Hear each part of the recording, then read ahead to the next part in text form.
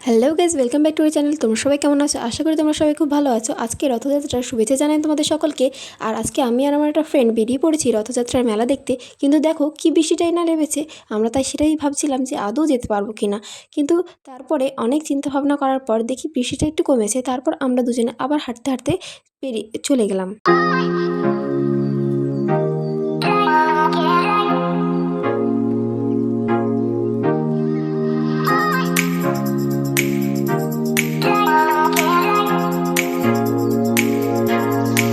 দেখো অনেকটা রাস্তা একসাথে হাঁটার পর ফাইনালি চলে এসেছি আমাদের সেই মেলার কাছাকাছি।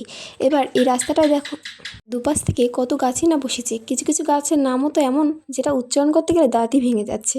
কিন্তু যাই হোক, তারপর এরকম গাছ দেখতে দেখতে আমরা চলে গেলাম ও পারে।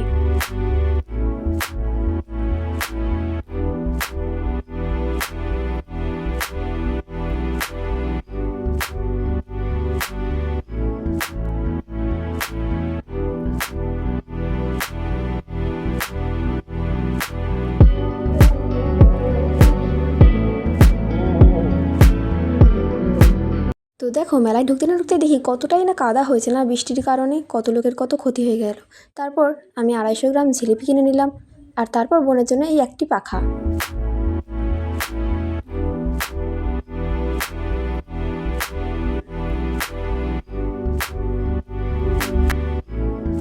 তারপর আমি আর আমার বান্ধবী হাঁটতে হাঁটতে হাঁটতে হাঁটতে বাড়ি চলে গেলাম।